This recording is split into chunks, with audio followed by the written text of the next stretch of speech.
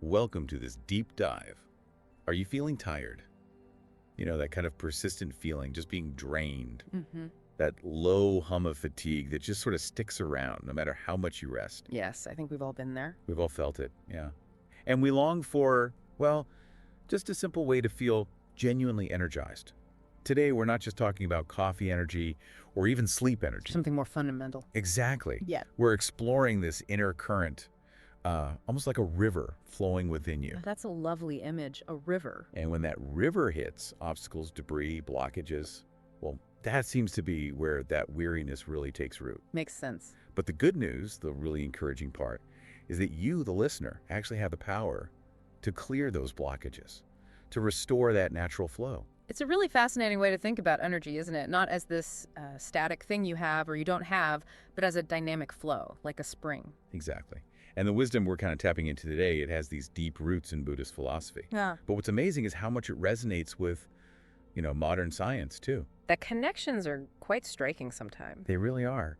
And one key idea we'll explore is that real vitality, genuine energy, isn't just about quantity. It's fundamentally about the quality of that energy. And a huge part of that quality is presence. Being right here, right now. Okay, so let's dive into that, this river within idea. Right. So this river metaphor for our inner vitality is sometimes called virya in Buddhist terms. It's really insightful. Imagine a clear, free-flowing river. It's vibrant, nourishes everything around it. Precisely. And when our inner energy flows like that, we feel that vibrancy, that aliveness. But things like chronic stress, negative thought patterns, maybe unhealthy habits, Like logs and trash in the river. exactly like debris, they create stagnation. Think about how silt or branches can just slow down even a strong current, make it sluggish. And you can feel that stagnation, can't you? That feeling of being weighed down, heavy, just, exhausted. Even if you haven't done much physically. Absolutely. It's like the energy is maybe there somewhere, but it's just not circulating properly. It leaves you feeling flat, unmotivated. It makes you wonder, doesn't it? Maybe feeling tired all the time isn't always about needing more sleep. Maybe it's something else blocking the way. That's a crucial distinction. Occasional tiredness, like maybe the river's low after a dry spell, that's natural. But the chronic drain, that constant fatigue, That's the clogged river. that's the river choked with debris. Yeah. It's stopping the natural restorative flow. So addressing the blockages becomes, well, more important than just waiting for more rain, metaphorically speaking. Right. It's about finding what's jamming things up and clearing it out, not just pouring more water into a clogged pipe. And there's a story about a monk, Ajahn Chah, that illustrates this so well. Ajahn Chah. His teachings, they often reveal such deep truths in these wonderfully simple stories. The one about the weary traveler. That's the one. This traveler, he'd rested physically, but still felt utterly depleted. I think a lot of us can relate to that feeling. Deeply relate, yes. What was it in the story that particularly struck you? Well, it was how the traveler described feeling heavy, like his soul was weighed down. Physical rest hadn't touched that kind of weariness. And Ajahn Chah's response was just so simple, almost mundane. Exactly. No complicated advice about diet or sleep schedules, which is maybe what the traveler expected. Right. Instead, he just offered a small cup of water. And the instruction, drink it slowly, with complete awareness. Just that. Drink the water, mindfully. It shows Ajahn Chah's deep understanding, doesn't it? That the root of the exhaustion wasn't really physical lack, but this disconnection. A disconnection from the present moment. And the result sounds almost, well, miraculous. By the time the traveler finished that small cup of water, mindfully, he felt lighter, more alive, energized. Such an ordinary act, but an extraordinary impact. It really highlights Ajahn Chah's core message, doesn't it? That true energy isn't about brute force or quantity, but about the quality of our presence, how fully we show up for each moment. Bringing our full attention, our awareness to whatever we're doing, no matter how simple, like drinking water. That mindful engagement, it unlocks something, a source of vitality we miss when we're just rushing through. Which brings us back to mindfulness itself. It's not just some, abstract idea. It's a practical way to clear out the mental clutter. Those distracting thoughts, the restless feelings that block the energy flow. And it's really remarkable how this ancient wisdom is lining up with what modern science is now finding out about our brains and bodies. It is, isn't it? Tell us more about that connection. Well, what's fascinating is the research validating these insights. Studies show that regular mindfulness practice can actually lower cortisol The levels. stress hormone, right? The one that wreaks havoc, Exactly. And at the same time, it seems to increase serotonin levels. which helps with mood, feelings of well-being. Right. And beyond the biochemistry, research also points to enhanced brain function areas linked to focus, attention, emotional regulation seem to get stronger. So it's not just feeling more present.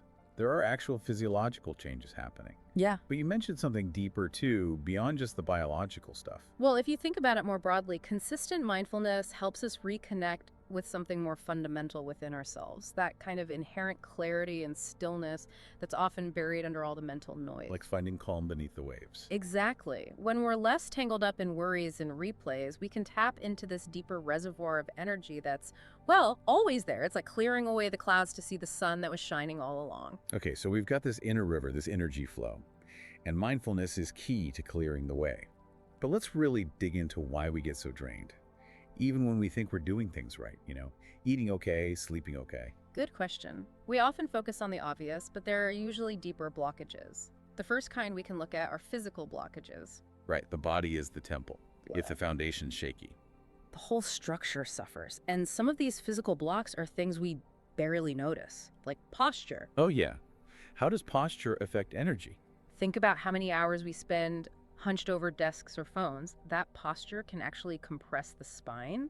Restricting blood flow? Nerve signals maybe? Exactly. And over time, that constant restriction contributes to feeling sluggish, low energy.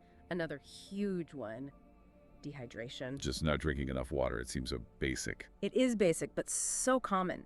Even mild dehydration can significantly impact energy levels, how clearly we think our physical performance. It's fundamental, but easily overlooked. Wow. Simple but profound. Okay, so physical limits are one thing. Yeah. What about emotional blockages? This is where our inner world really shows its impact on energy. Emotions are incredibly powerful forms of energy themselves. You can feel it, can't you? Like intense anger or fear. It's a surge. A huge surge. But when those powerful emotions get stuck, suppressed, unresolved, or maybe we just keep replaying them. They act like dams in the river. Precisely. They obstruct the natural flow of our vitality. That really resonates. It feels like carrying this heavy, invisible weight. Yeah.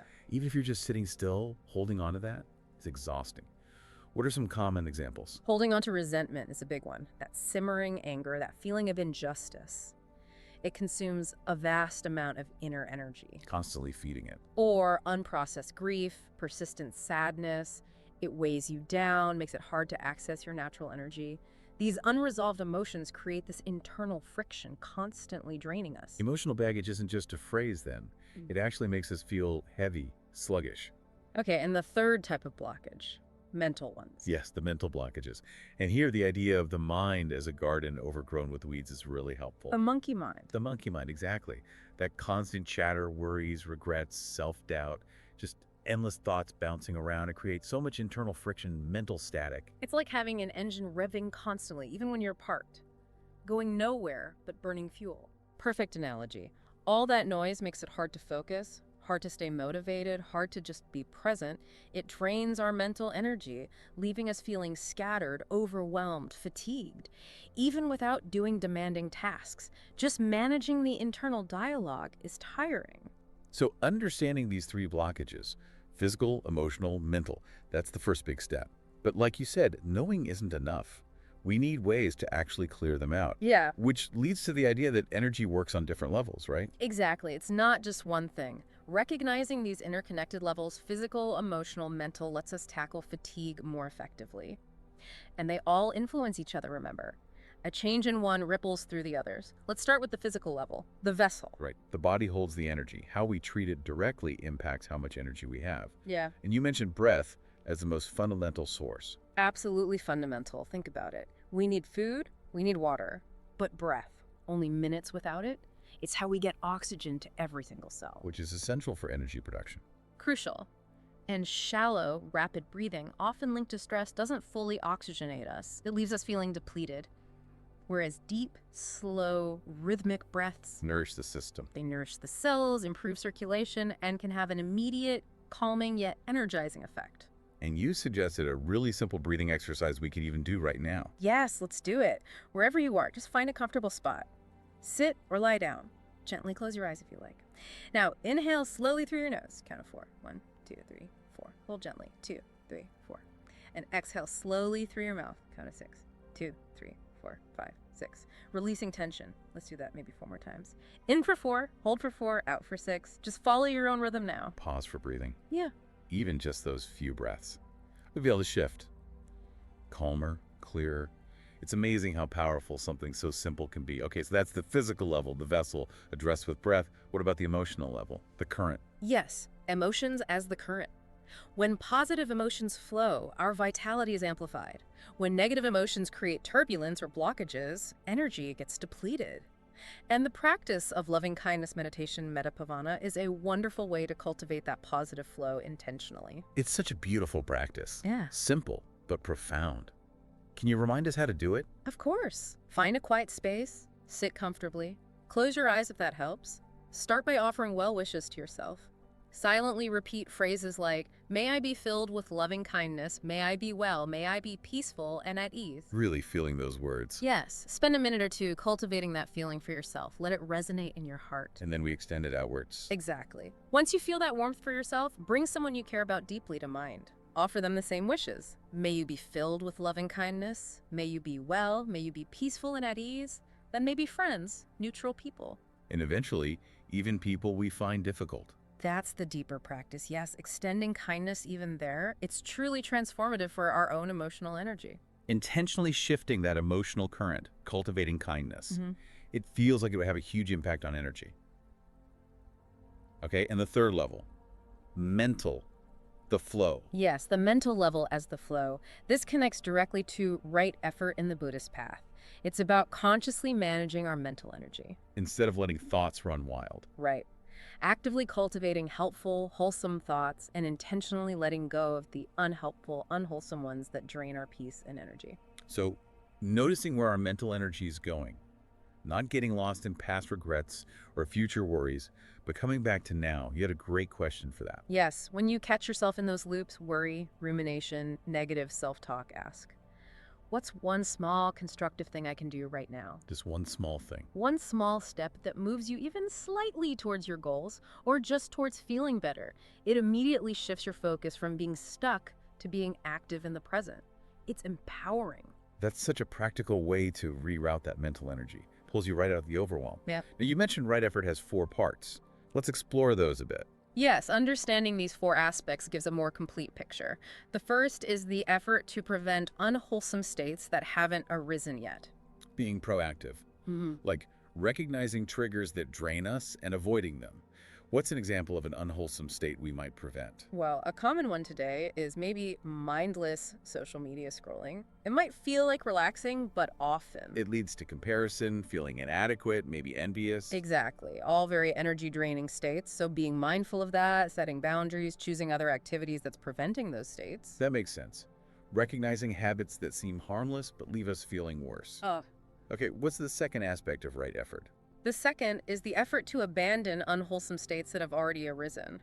We can't stop all negative thoughts or feelings. That's unrealistic. Right. But we can learn not to cling to them, not let them take over. It's about acknowledging them gently without judgment. Not getting swept away. Yes, letting them pass and then consciously shifting focus to something more beneficial. So not suppressing, but acknowledging and redirecting. How can we practice that? Mindfulness techniques are great here. Focused breathing is simple but effective.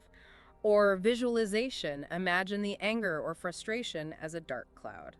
And just let it drift away with the out-breath. Yes, maybe visualizing it dissolving, replaced by light or calm. It's about interrupting the negative cycle and choosing a more wholesome inner state. Like an internal reset. Okay. The third type of effort. The third is the effort to cultivate wholesome states that haven't yet arisen, actively nurturing positive qualities. Like kindness, patience, gratitude, resilience. Exactly. These aren't just nice ideas, they're actual fuel. They help us navigate life's challenges with more ease, less resistance, and much less energy drain. So practicing kindness isn't just good for others. It actually builds up our own energy reserves. Precisely. These positive qualities create a nourishing inner environment that naturally boosts energy and well-being. The more we cultivate them, the more they become our default state. Makes sense. And the fourth and final effort. The fourth is the effort to maintain wholesome states that have already arisen. It's about consistency. Like tending a garden. Can't just plant seeds and walk away. Perfect analogy. We need ongoing care. Regular practice, meditation, journaling, reflection, doing things aligned with our values. These keep the wholesome states strong and stable. So, consistently engaging in these four efforts, preventing the bad, abandoning it when it comes, cultivating the good, and maintaining it, that gives us real agency over our energy. It's much more active than just wishing we felt better. It's a very empowered approach. And it's so interesting how these ancient ideas find echoes in modern science. You were mentioning gratitude earlier. Yes, it's remarkable. Research is really backing this up. Cultivating gratitude seems to literally change our brain chemistry. Rewiring the brain, you said. How does that work? Well, studies suggest focusing on gratitude increases dopamine and serotonin release. The feel-good chemicals. Motivation, happiness. Exactly. It's like we're training our brain to notice the good stuff more easily, which naturally leads to a more positive emotional state, more energy. And neuroplasticity. The brain's ability to change. How does mindfulness fit in? Mindfulness practices, like meditation, seem to strengthen neural pathways involved in attention, focus, emotional regulation. Like building mental muscles. That's a great way to think about it.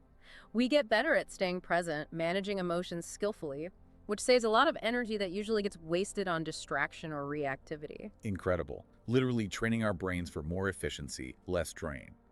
And you mentioned a specific study on gratitude journaling. Yes, a compelling one. Participants wrote down things they were grateful for, just 10 minutes a day for 3 weeks. And the results? Compared to a control group, they reported significantly higher energy levels, better mood, and more resilience to stress. Just 10 minutes a day? Yeah. That feels very doable for most people. It really does. It shows even small, consistent practices make a big difference. And then there was the psychophysiology connection, the heart's electromagnetic field. That sounded fascinating. It really is. The heart generates a much stronger electromagnetic field than the brain. And when we cultivate positive emotions, love, compassion, gratitude, Field changes. it becomes more coherent, more harmonious. And this coherent heart energy seems to have beneficial effects on our own physiology. Some research even suggests it can subtly influence those around us. Wow. That sounds almost like a scientific basis for interconnectedness, that Buddhist idea that we're all linked. It's a striking parallel, isn't it? The idea that we're part of this vast web of life finds resonance in how our energy fields might interact. Cultivating positive energy within ourselves doesn't just help us, it might contribute to a more harmonious collective field. Amazing how ancient wisdom and modern science keep converging like this. Yeah. Gives us a much richer understanding. And what's so empowering is realizing we're not just passive victims of low energy. We can actively cultivate it through inner practices and how we engage with the world. Right. It comes back to energy not being something we just find, but something we create, we nurture, inside and out.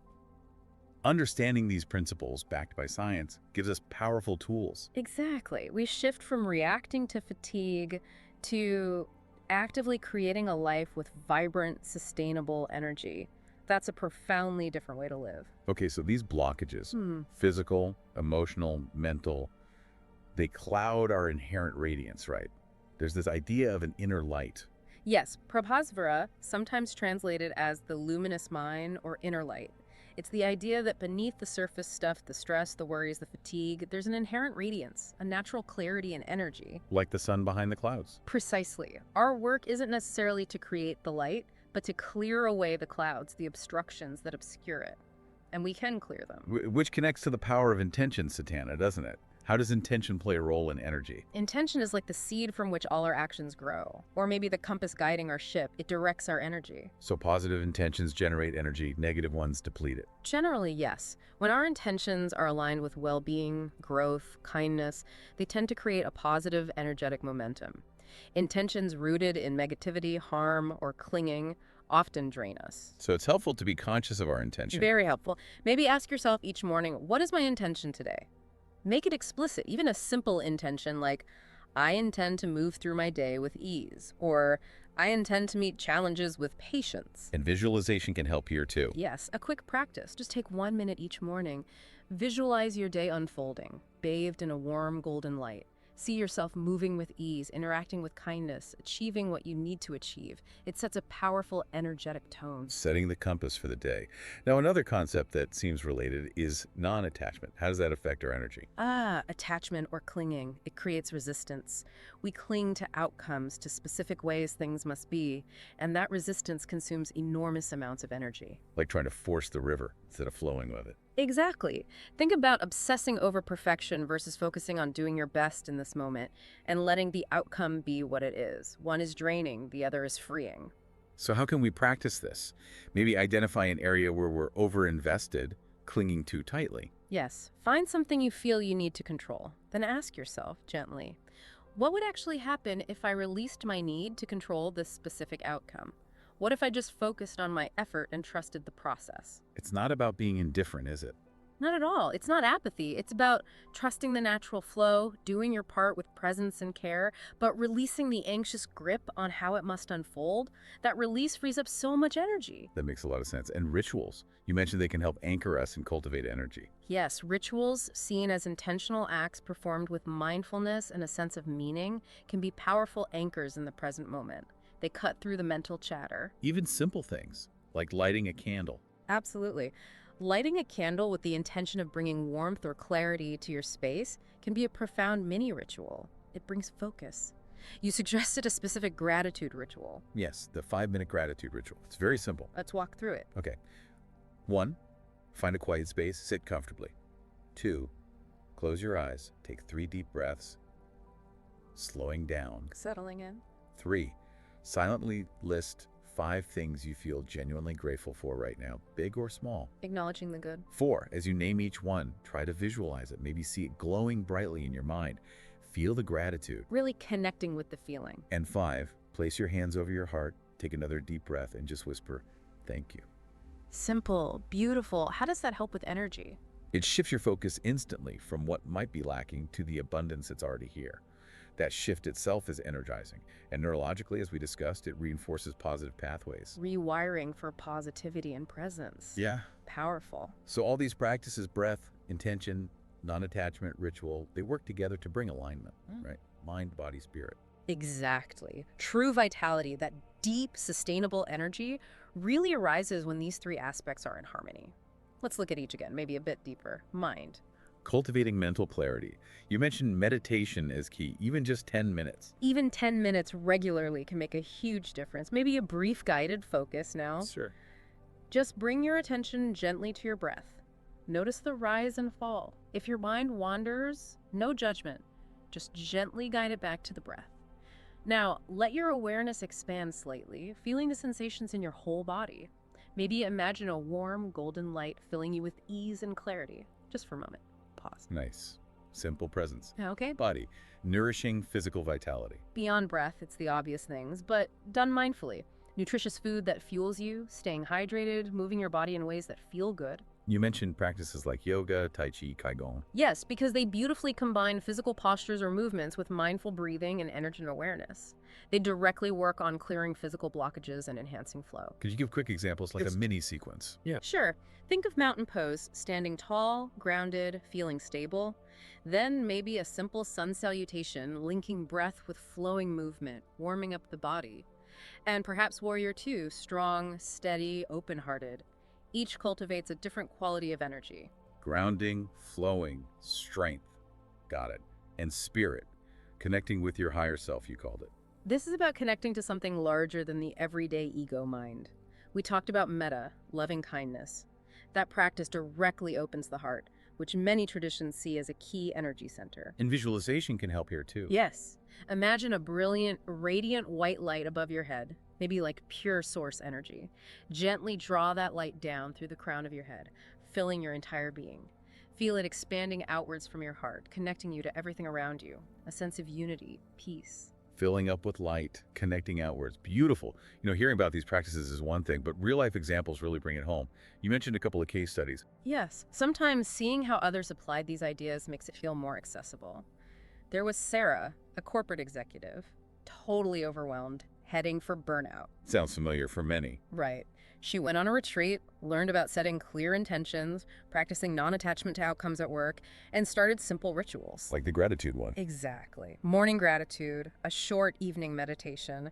The results weren't instant magic, but over time, significantly improved productivity, better relationships, and she just felt genuinely happier, more balanced, less drained. It shows consistency pays off. Hmm.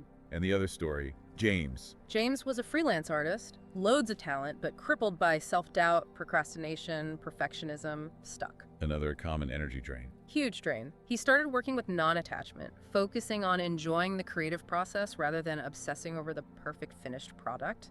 He also created a small ritual around starting his work, maybe lighting incense, putting on specific music, dedicating the session. Shifting the energy around the act of creating. Precisely. And his art began to flourish, but more importantly, he felt this newfound sense of freedom and energy in his work and life. He let go of the resistance. Those stories really illustrate the power of applying these principles. And it doesn't just benefit the individual, does it? There's a ripple effect. Absolutely. When we transform our own energy, becoming calmer, more positive, more present, it naturally influences those around us. It inspires others. This connects to the idea of bodhicitta. What's bodhicitta? It's often translated as the altruistic intention to awaken or cultivate positive qualities, not just for oneself, but for the benefit of all beings. It's realizing our well-being is tied to everyone's. So our personal energy work has a wider impact. Yes. Even small, consistent actions fueled by positive energy, offering a genuine smile, truly listening to someone, helping out where you can send out positive ripples. That ties into the idea of karma too, doesn't it? The karmic garden. Exactly. Karma simply means action. Our thoughts, words, and deeds are like seeds we plant. Positive, mindful actions plant seeds of vitality and well-being. Negative, reactive ones plant seeds of friction and stagnation. So we need to be intentional about the seeds we're planting through our daily habits, like how we speak. Yes, right speech is crucial. Are our words truthful? Are they kind? Are they necessary or helpful? Do they uplift or tear down? Just asking those questions can shift the energy of our communication. And reframing negative self-talk instead of, I'm exhausted, maybe. Maybe I'm recharging, or I'm listening to my body's need for rest. Shifting the language shifts the energy. And acting with purpose. Infusing even mundane actions with mindfulness and intention. Sweeping the floor, washing dishes, doing it with full attention turns it from a chore into a mindful practice, conserving energy. And thinking thoughts of light. Consciously focusing on solutions, possibilities, blessings, rather than dwelling on problems. Visualizing positive outcomes, feeling the energy of goals already achieved, it directs the mind's energy constructively. It sounds like even challenges, obstacles can become part of this process, turning them into fuel. That's the alchemy of transformation. Reframing challenges not as roadblocks, but as opportunities for growth, like the lotus flower growing beautifully out of muddy water. How can we practice that when faced with an obstacle? Okay, try this. 1. Identify the obstacle clearly. 2. Reflect. What potential lesson is here for me? What strength could I develop through this? 3. Express gratitude genuinely for the growth opportunity, however difficult. 4. Take one small, concrete step towards resolving or navigating the situation. So say feeling overwhelmed at work. The obstacle. The lesson might be better time management or boundary setting. Gratitude for the chance to learn that skill. The small step, maybe making a prioritized to-do list for the next hour. It shifts from victimhood to empowerment. Turning poison into medicine in a way. And underlying all of this seems to be the art of presence, Sadie. Absolutely central. So much energy is wasted living in the past, regrets, replays, or worrying about the future. True, vital energy is found right here in the present moment. Sati means mindfulness, right? Yes. Anchoring awareness in the now. Yes. It's about consciously bringing your attention back again and again to your direct experience, sights, sounds, sensations without judgment. Can we practice that with everyday things? Definitely. Choose one simple daily activity, brushing your teeth, washing your hands, drinking your tea. Decide to do just that one thing with your full attention. Engage all your senses. Resist the urge to multitask or let your mind wander off. Afterwards, just notice how you feel. Often more grounded, maybe even a little more energized, just from being fully present for a minute or two. Bringing mindful attention to the mundane. It sounds simple, but maybe profoundly effective. Now let's revisit that synergy idea, mind, body, spirit alignment, maybe with a bit more detail on the science or specific techniques. Sure. For the mind, harnessing neuroplasticity is key. Remember, the brain can change. How do we actively encourage positive changes? Consistent practice. Meditation strengthens focus pathways. Visualization practices, like we discussed, build pathways for desired outcomes. Affirmations, when felt deeply, can reinforce positive self-beliefs. Could you offer an affirmation ritual? Simple but potent. Stand tall before a mirror, look yourself in the eye, take a deep breath, and declare firmly, maybe 3 times. I am the source of my own energy. I cultivate vitality within me. Feel the truth of it. Claiming that inner power. Okay, body. Activating physical energy centers. You mentioned chakras. Yes, the concept of chakras, often visualized as 7 main energy centers along the spine, can be a useful metaphor for understanding energy flow in the body, whether you see them literally or symbolically. Each represents different qualities. Generally, yes. Like the root chakra at the base of the spine relates to stability and grounding. The heart chakra to love and compassion. The crown chakra at the top of the head to connection and higher awareness. Blockages in flow are thought to affect our well-being. And practices like yoga or Tai Chi help open these. Yes, the movements and postures combined with breath are often designed in part to stimulate and balance these energy centers. Think of Warrior 2 again. Strong legs, grounded, root. Camel pose opens the chest and heart area, heart. Headstand or even simpler inversions stimulate the upper centers, crown. Matching poses to energy centers. Interesting. And finally, spirit. Connecting with universal energy. You mentioned dependent origination and Tonglen. Dependent origination is that core Buddhist teaching of interconnectedness. Everything arises in dependence on other things. Nothing exists in isolation.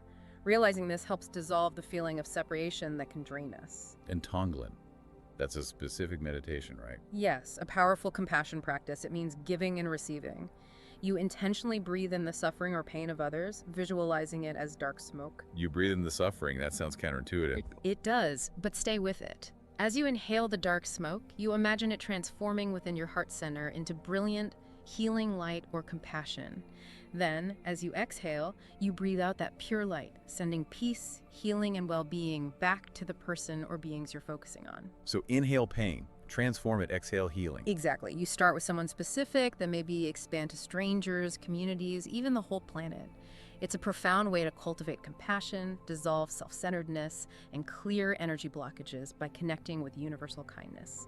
It fosters unity and purpose. A very active form of compassion meditation. Wow. There's so much here. It feels like maybe the ultimate secret, though, is embracing impermanence. Yes, Annika. The truth that everything changes. Nothing lasts forever, including feelings of fatigue or low energy. Realizing that can be liberating. Incredibly liberating. It frees us from clinging to feeling good all the time and despairing when we feel bad. It reminds us that low energy is temporary.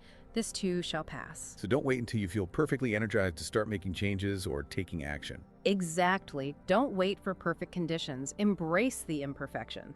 Take action now, even small steps, despite feeling tired. You know the saying, you can't stop the waves, but you can learn to surf. Learn to work with the energy you have, knowing it will shift. Yes. And maybe end with a powerful visualization. Imagine standing on a mountaintop at sunrise. Feel the vastness, the cool air, the warming light. Feel boundless energy radiating from within you, connecting you to the sky, the earth. Limitless, radiant. Carry that feeling with you. So as we wrap up this deep dive, it really comes down to this, doesn't it? True, lasting energy isn't something we chase or find outside ourselves. It's something we embody, something we cultivate from within. By understanding what blocks our natural flow, physically, emotionally, mentally, and by actively using these tools we've discussed. Mindful breathing, loving kindness, right effort, intention, presence. These are practical actions you can start integrating today, even one small change. And maybe the question to leave everyone with is this: what small, intentional step will you take today? How will you embrace your role in clearing your inner river and cultivating more vibrant energy in your own life? Recognize your power. You are not just at the mercy of fatigue. You can be an active agent in creating a life filled with vitality. It starts right now, with maybe just one mindful breath. Thank you for joining us on this deep dive. Until next time, may your inner river flow freely and brightly.